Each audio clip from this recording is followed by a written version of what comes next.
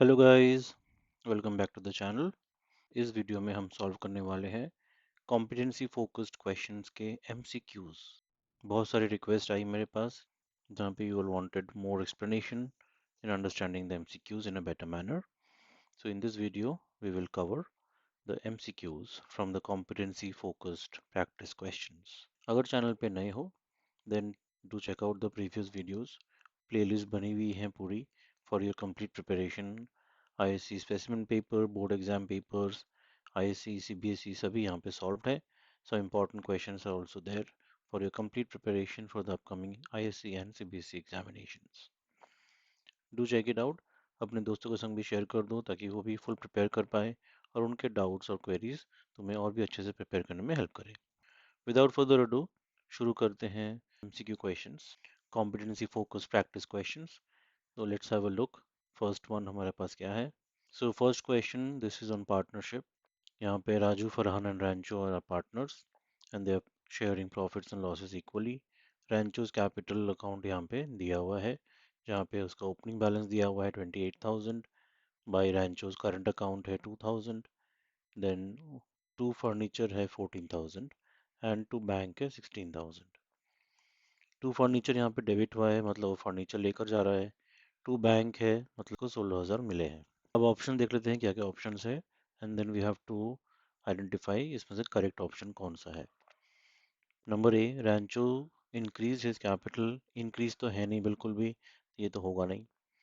Number B, Rancho retired and took the amount due to him from the firm in kind by way of furniture and rest through check. This is very much likely। वो furniture लेके जा रहा है और बाकी के पैसे वो चेक के थ्रू लेके जा रहा है। ये सही होने का चांसेस है। एक बार फिर भी सी एंड डी देख लेते हैं। Rancho purchased furniture from the business by paying 2,000 more than its book value। ये भी गलत है। Rancho's capital account shows his share of loss in the sale of furniture। ये भी गलत है। So option B is the correct answer here. Number two, Aman and Ankita are in partnership, sharing profits and losses equally. Their combined capital account balance is rupees 2 lakh. John is admitted as a partner. At the time of his admission, the value of non-current assets are to be increased by 30,000। So non current asset का value बढ़ रहा है मतलब revaluation profit बढ़ रहा है। इसका मतलब है पार्टनर्स का जो 2 लाख का कैपिटल है कंबाइंड कैपिटल, ये भी इंक्रीज होगा by 30,000। John brings his share of goodwill 20,000। ये ऐड होगा +20।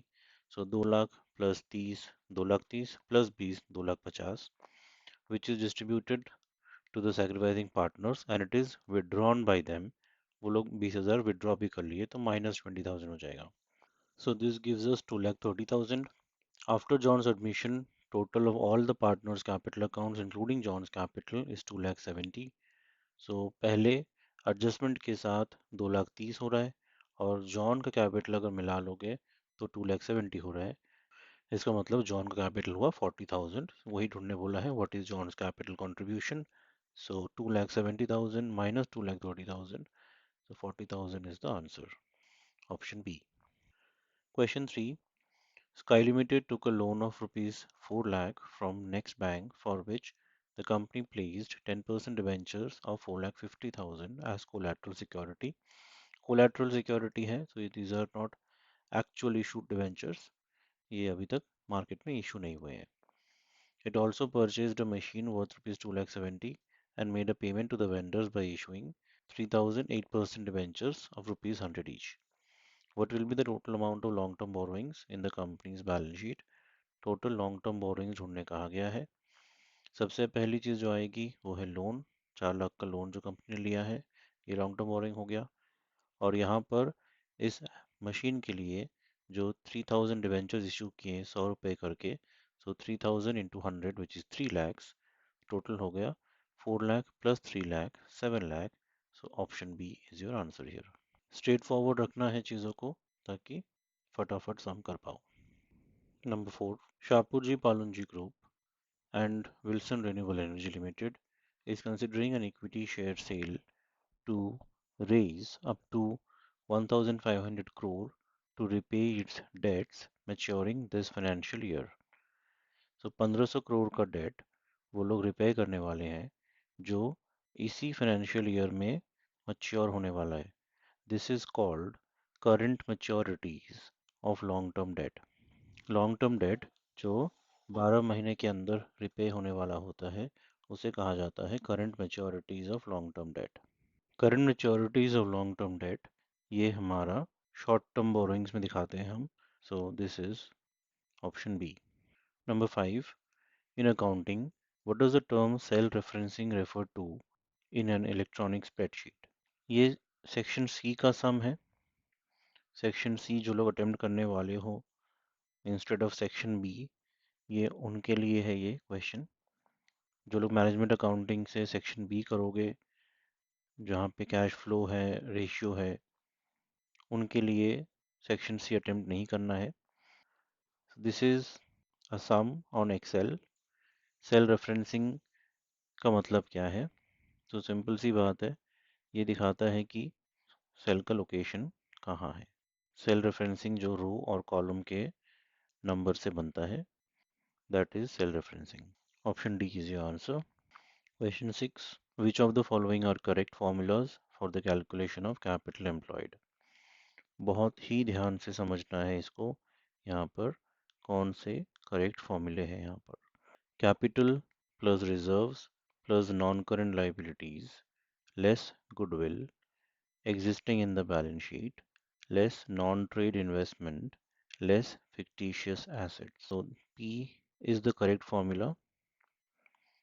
Q देख लेते हैं। Capital plus reserves less goodwill less trade investments and less fictitious assets. यहाँ पे नॉन करंट लाइबिलिटीज नहीं है, so this is not correct। Number R, ये एसेट साइड अप्रोच है। Total assets less goodwill less non trade investments less fictitious assets less outside liabilities current and non current both. एस देख लेते हैं।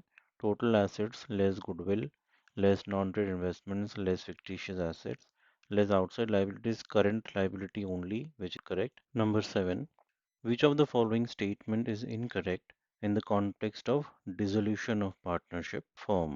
Number 1, the realizable assets and third party liabilities to be settled are closed and transferred to the realization account। ये correct है। The loan given by the partner to the firm is closed and transferred to partner's capital account। ये गलत है। Loan given by the partner to the firm मतलब firm ने loan लिया है तो ये फर्म रिपे करता है इन कैश। ये पार्टनर्स कैपिटल में ट्रांसफर नहीं होता है। Number C, the free reserves and accumulated losses are directly recorded in partners capital accounts। ये सही है। Any asset against which a provision is created is transferred at the gross value to the realization account। ये भी सही है। So option B is the answer। Number 8, Kochi-based NBFC Indil Money to raise up to 200 crore through NCD's non-convertible debentures। Non-convertible debenture issue कर रही है। हमें ढूंढना है what is the amount of debenture redemption reserve to be created and debenture redemption investment to be made by the company if these debentures are redeemed in lump sum। सबसे पहली चीज़ हमें देखना है nature of the company, type of the company. ये NBFC company है और यहाँ पे कहीं भी ये लिस्टेड नहीं है। सो इसका रूल देख लेते हैं। इस पे एक वीडियो बनाई हुई है मैंने, चेकआउट दिस वीडियो। ये एक्सप्लेन करता है डीआरआर और डीआरआई हमें कब बनाना है। अनलिस्टेड एनबीएफसीज के लिए डीआरआर और डीआरआई दोनों की ही ज़रूरत नहीं है। So option D is the correct answer. Debenture redemption reserve and debenture redemption investments both are not required। Number 9, which of the following is considered as cash flow from financing activity? Calls in arrears received on partly paid up shares। This is very much financing। Dividend received financing नहीं होता, investing होता है। Interest on calls in arrear received from shareholders। This is also financing। Bonus shares issued to existing shareholders। इसमें कोई cash inflow नहीं होता है, so this is not financing from cash flow point of view। So P and R are the right answer। Option A is the right answer। Number 10, ये भी section C का question है। So people who are attempting section C, ये उनके काम आएगा। A database management system provides tools for enforcing constraints such as constraints on the values of data and access controls. So data and access control की बात की जा रही है एंड रेस्ट्रिक्शन की बात की जा रही है, who can access the data. And this is not concurrence control, this is not data storage and retrieval, this is data integrity and security. This is neither data modeling. Option C is the answer.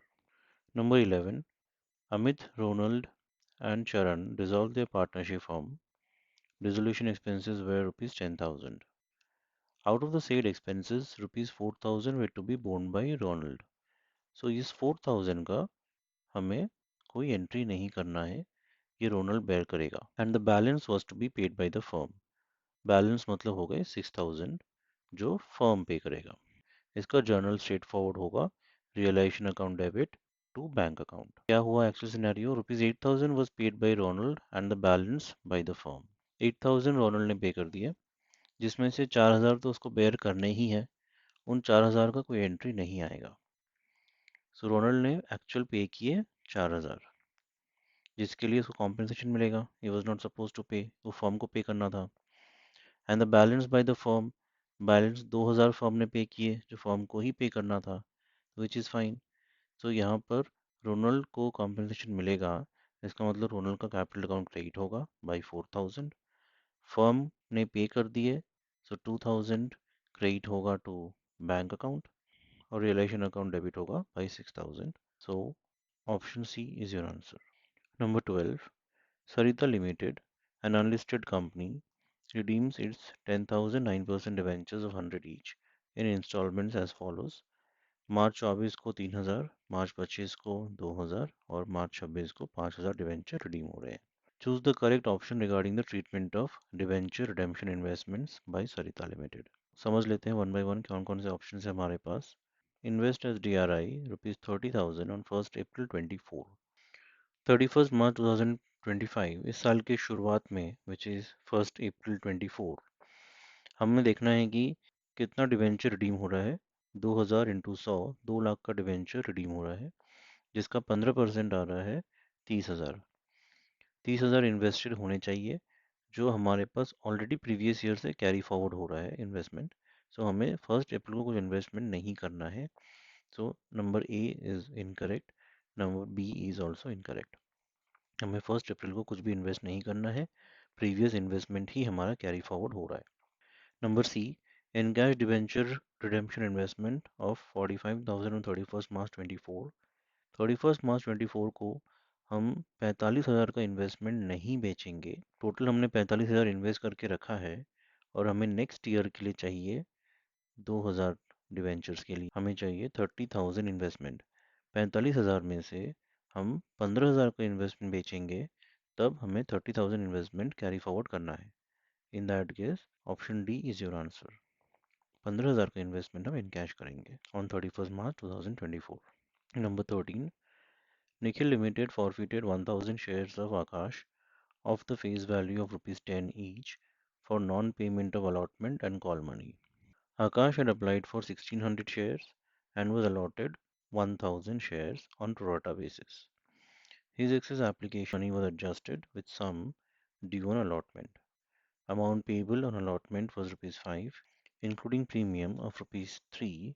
So allotment में फिर 2 रुपए ही हुए per share and first and final call rupees 3 per share. First and final call यहाँ पे देने का मतलब ये है ताकि हम एप्लीकेशन मनी ढूंढ पाए। 2 रुपए हो गए अलॉटमेंट में, 3 रुपए हो गए first and final call, total 5। So remaining जो 5 हुआ that is your application money. हमें ढूंढना है on forfeiture securities premium account कितना से डेबिट हुआ।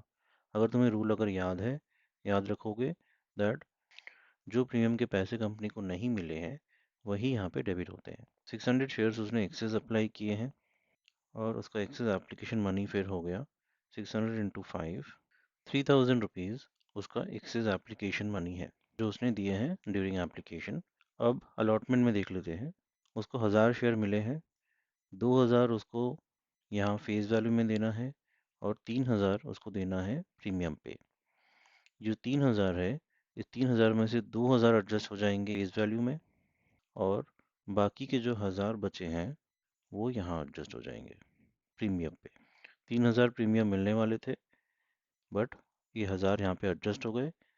सो प्रीमियम में टोटल 3000 में 1000 अगर मिल चुके हैं कंपनी को, दैट मीन्स 2000 नहीं मिले हैं, and the person did not पे अलॉटमेंट मनी, यहाँ का क्वेश्चन में बोला ही है, for non payment of allotment and call money. उसने अलॉटमेंट मनी पे ही नहीं किया है। सो प्रीमियम का पैसा उसने अलग से और कुछ पे नहीं किया है। जो एक्सेस एप्लीकेशन से एडजस्ट हुआ है सिर्फ वही है। तो 2000 रुपये प्रीमियम की कंपनी को नहीं मिले हैं, वही 2000 कंपनी यहाँ पे डेबिट कर पाएगी। Option B is your answer. Number 14, this is again section C का क्वेश्चन है ये। What features allows to freeze of specific rows or columns in an electronic spreadsheet, मतलब MS Excel, which is straight away freezing panes. Number 15 में चले जाते हैं। Lowe's Corporation report net income of $364 million or $1.53 per share in the fourth quarter of 22 compared to $343 million or $1.36 per share in the fourth quarter of 21। 30 दिसंबर को इसका market price दिया हुआ है which is $58.33 पर शेयर। हमें ढूंढना है price earning ratio. Price earning ratio का फॉर्मूला अगर याद है तो फट से ये सम कर पाओगे। मार्केट वैल्यू है विच इज़ गिवन एज 58.33, इसको डिवाइड कर दोगे with the earning per share, the current one, which is 1.53। इसको डिवाइड कर दोगे तुम्हारा आंसर आ जाएगा, that is 38.12 times. Option C is your answer. Question 16. Piyush and Harjeet are partners, sharing profits in the ratio 3 is to 2. They admit Arun, a new partner, who acquires 1 by 25th share from Harjeet and rest from Piyush to make his share one third of Harjeet's new share. Now यहाँ पर ध्यान रखना होगा that Harjeet share जब वो बोल रहे हैं तो ये हरजीत के न्यू शेयर के बारे में बात कर रहे हैं। जब 1/25 वो दे देगा अरुण को, उसके पास जो शेयर बच रहे हैं उसका वन थर्ड बिकम्स अरुण's शेयर। सो हरजीत का पहले देख लेते हैं। हरजीत न्यू शेयर इज 2/5 है अभी उसका शेयर यहाँ पे। 1/25 उसने दे दिए, बचा 9/25। उसमें से मिलेंगे अरुण को share which is 9/25 into one third 3/25। ये हो गया टोटल अरुण का शेयर, जिसमें से उसने 1/25 ले लिए हरजीत से, तो बचा जो 2/25 उसने लिया है पीयूष से। ये हो गया पीयूष का सेक्रीफाइस। सो पीयूष का नया शेयर हो गया 3/5 जो कि उसका ओल्ड शेयर है, माइनस 2/25 जो कि उसने दिया अरुण को, तो उसका न्यू शेयर हो गया 13/25। हरजीत का न्यू शेयर ऑलरेडी मिल चुका है 9/25, और अरुण का शेयर भी हमारे पास ऑलरेडी हम ढूंढ लिया है हमने 3/25। तो रेशियो बिकम्स 13:9:3। क्वेश्चन 17, ये भी सेक्शन सी का सम है। What does the if then else function in the electronic spreadsheet allow? ये कंडीशनल कैलकुलेशंस करने में काम आता है। Option A is your answer. Number 18, यहाँ पर सिंपल सा क्वेश्चन ये है दैट फर्स्ट कॉल और सेकेंड एंड फाइनल कॉल के बीच में कितना टाइम अलाउड है as per companies act 2013। Minimum time कितना अलाउड है? Answer is number C, 1 month। Number 19, Mars Limited issued 30,000 10% debentures of rupees 100 each at par on 1st April 2018. The terms of redemption are, date of redemption दिए हुए हैं, number of debentures to be redeemed भी दिए हुए हैं। What will be the amount of interest on debentures for the financial year 22-23? That means इस financial year end में debenture interest कितना होगा? इस साल के एंड में 6000 डिवेंचर रिडीम होने वाले हैं, अभी तक रिडीम हुए नहीं है पूरे साल में, इनको तो इंटरेस्ट मिलेगा। टोटल अगर देखोगे 10,000 डिवेंचर रिडीम हो चुके हैं, 8,000 डिवेंचर रिडीम हो चुके हैं, टोटल 18,000 डिवेंचर्स रिडीम हो चुके हैं आउट ऑफ 30,000 डिवेंचर्स। बचे 12,000 debenture. 12,000 debenture into 100 that is 12 lakh, उसका 10% 1,20,000 इंटरेस्ट देने होंगे straight away. Option C is your answer. Number 20 में चले आते हैं। Venus Limited provides you the following information. 2 lakh 10% debentures of 100 each issued at par on 1st July to be redeemed in a lump sum on 30th June 26. 1st जुलाई को ये debentures issue हुए हैं, 2 लाख के debenture. Interest payable is half yearly on 31st December and 30th June every year. So 1st जुलाई से 31st December तक 6 महीने जो हो रहे हैं, 6 महीने पर इंटरेस्ट इसका हो गया 2 लाख का इंटरेस्ट 10,000. 6 महीने का इंटरेस्ट हो गया 10,000 जो कि पे हो जाना चाहिए 31st December. लेकिन क्या बोला है दैट 31st मार्च तक 3,000 इंटरेस्ट ही पे हुआ है. 31st मार्च तक कैलकुलेट करो अगर, सो 3 महीने के डिवेंचर्स इंटरेस्ट और पे हो जाने चाहिए, मतलब 5,000. 1st जैन से लेकर 31st मार्च तक 5,000 का इंटरेस्ट और यहाँ पे अक्रू होता है, लेकिन अभी तक ड्यू नहीं हुआ क्योंकि इसका ड्यू डेट जो है दैट इज 30th जून. यही चीज़ यहाँ पे ट्रिक है, यही चीज़ यहाँ पे समझने वाली है दैट 31st दिसंबर को पेमेंट डेट थी, 10,000 इंटरेस्ट पे करना था जो ड्यू हो चुका था, लेकिन उसमें से कंपनी ने सिर्फ 3,000 ही पे किए. 31st मार्च तक 5,000 अक्रू हो चुका है लेकिन अभी तक ड्यू नहीं हुआ. So let's see which is the right option. Interest accrued but not due 5,000 है, which is this 5,000. Interest accrued and due 7,000 जो कि 10,000 में से 3,000 पे हुए, रेस्ट 7,000 जो है दैट इज अक्रूड भी है और ड्यू भी है 7,000. So option B is your answer. 21 ये कंपैरेटिव स्टेटमेंट का क्वेश्चन है. यहाँ पर लाइबिलिटीज कॉम्पोजिशन के बेसिस पे हमें ढूंढना है, इन दोनों साल को कंपेयर करना है. And is your current year, beginning is your previous year, और कंपेयर करके हमें देखना है दैट एब्सोल्यूट चेंज कितना है और परसेंटेज चेंज कितना है. एब्सोल्यूट चेंज दोनों को ऐड कर लोगे एंड सब्ट्रैक्ट कर दोगे, that will give you the absolute change. Always remember, don't confuse, absolute change में करते हैं current year minus previous year करते हैं.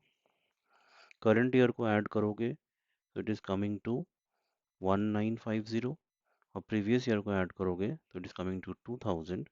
so minus 50 is your absolute change. And percentage ढूंढोगे, हमेशा याद रखना, अगेन परसेंटेज ढूंढते हैं डिनोमिनेटर में प्रीवियस ईयर होता है. सो 50 by 2000 into 100 that will give you 2.5%. so option D is your answer. ध्यान रखना that since the absolute change is negative, percent भी नेगेटिव में ही आएगा. क्वेश्चन 22 रेशियो एनालिसिस का सम है. Sterling Limited has provided the following information. यहाँ पे trade payables turnover ratio का फॉर्मूला दिया हुआ है ऑलरेडी. ट्रेड क्रेडिटर्स दिए हुए हैं 9,000 beginning of the year. Advance paid to trade creditors है 16,000. Cash paid to trade creditors है 2,20,000. Trade creditors end of the year है 15,000. हमें ढूंढना है ट्रेड पेबल्स टर्नओवर रेशियो. उसके लिए हमें चाहिए नेट क्रेडिट परचेजेस जो हमें यहीं से मिल जाएगा. ऑलवेज रिमेंबर, हमें ढूंढना है net credit purchases as a balancing figure of this trade creditors account. So imagine the trade creditors account, that will help you. Cash paid to creditors हैं 2,20,000. उसमें से जो क्लोजिंग बैलेंस है वो ऐड होता है और जो ओपनिंग बैलेंस है माइनस होता है. और एडवांस पेड टू जो क्रेडिटर्स हैं, एडवांस पेड टू क्रेडिटर्स वो भी माइनस होता है. सो नेट क्रेडिट परचेजेस हो गए हमारे 2,10,000. अब हमें ढूंढना है average trade payables. So opening और क्लोजिंग ट्रेड पेबल्स ऑलरेडी दिए हुए हैं क्वेश्चन में, दोनों को ऐड करके डिवाइड बाई 2 करेंगे, that will give us average trade payables. और इन दोनों को अगर डिवाइड कर लोगे that will give you the trade payables turnover ratio which is 17.5 times. So option B is your answer. 23 ये भी सेक्शन सी का क्वेश्चन है. यहाँ पे पूछा है चार्ट को कैसे फॉर्मेट कर सकते हैं हम. ऑप्शन है इसका ए, फॉर्मेट में जाकर, लेआउट में जाकर, लेबल पे जाकर we can format the Excel using the dialog box. Number 24 Praxair Limited issued 25 lakh debentures to the public of 100 each. The company appointed Axel as their underwriter for the issue. Commission can be paid to underwriters as per the Companies Act 2013 for the purpose of issue of debentures are. So यहाँ पे अगर तुम्हें rule पता है तुम झट से इसको कर लोगे. So rule है that as per the Companies Act 2013 Underwriting commission for the issue of debentures should not exceed 2.5% of the nominal value of the debentures. So option A is your answer. इसके बाद आते हैं assertion and reason questions जो हम next video में cover करने वाले हैं, otherwise video will be too lengthy. Stay connected and thanks for watching. Do share with your friends ताकि वो भी practice कर सकें और अपने doubts clarify कर सकें. See you in the next video.